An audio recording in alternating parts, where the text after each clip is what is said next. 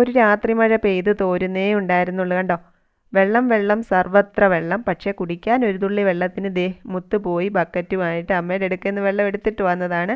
ഇനിയും വേണം നമുക്ക് രാവിലത്തെ കാപ്പി തയ്യാറാക്കാൻ.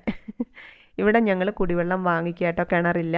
അപ്പോൾ കുടിവെള്ളം തീർന്നത് രാവിലെയാണ് അറിഞ്ഞത്. രാവിലത്തേക്ക് എന്തായാലും അടുക്കളയിൽ ഈ ഒരു ബക്കറ്റ് വെള്ളം മതി. ബാക്കി ആവശ്യങ്ങൾക്കൊക്കെ നമ്മുടെ പഞ്ചായത്ത് ലൈനിലെ വെള്ളം വന്ന് ടാങ്ക് നിറഞ്ഞ് കിടപ്പുണ്ട്. അത് നമ്മൾ അടുക്കളയിലേക്ക് എടുക്കാറില്ല എന്ന് മാത്രമേ ഉള്ളൂ. അപ്പോൾ എളുപ്പത്തിൽ ഞാൻ ജനലദോശയും മുളക് ചമ്മന്തി ഉണ്ടാക്കിയിട്ടുണ്ട്. മോനുകുട്ടന് ഇത് കണ്ടപ്പോഴേ സ്കൂളിലേക്ക് ഉച്ചക്കലത്തേക്ക് തന്നു വിടണേന്ന് പറഞ്ഞിട്ടുണ്ട് കേട്ടോ.